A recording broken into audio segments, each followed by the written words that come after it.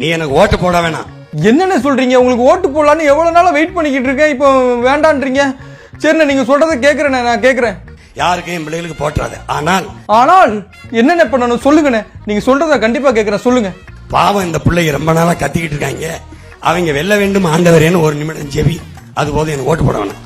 ஆக உங்களுக்கு ஓட்டு போட வேணாம், ஏசப்பா கிட்ட மட்டும் அண்ணன் ஜெயிச்சிடணும் அப்படின்னு சொல்லி பிரேயர் மட்டும் பண்ணா போதும், ஓட்டு போட வேண்டாம், அப்படிதானே? சரி, ஓகே. கிறிஸ்தவ நண்பர்களுக்கு சொல்லிட்டீங்க, இஸ்லாமிய நண்பர்கள் அவங்க என்ன பண்ணணும் அதையும் சொல்லிருங்களேன். அல்லாஹ் அந்த பிள்ளைங்க வெல்லணும்னு ஒரு நொடி துவா பண்ணி விடுங்க. அப்படியா? அப்ப ஓட்டு போட வேண்டாமா? ஓட்டங்களுக்கு நீங்க போட வேணாம். எங்க வெற்றியை நாங்க இறைமகன் இயேசுகிட்டையும் அல்லாஹ்ட்டையும் ஒப்படைச்சிட்டு போறோம். அண்ணன் ஏசப்பா கிட்ட ப்ரே பண்ண சொல்லிட்டாரு, அல்லாஹ் கிட்டையும் ப்ரே பண்ண சொல்லிட்டாரு. இந்து மதத்தை மறந்துட்டாருன்னு நினைக்கிறேன். ஏற்கனவே முருகன் சொல்லித்தான் வந்தேன். எந்த முருகன் சொல்லிட்டு வந்தீங்க? அவனை நேரடியா பேசுவன்ல. சரி, உன் பேரனை வெல்ல வைக்காம நீ இந்த நாட்டுக்கு மக்களுக்கு என்னதான்டா நல்லது செய்வேன்னு கேட்டேன். யார்கிட்ட?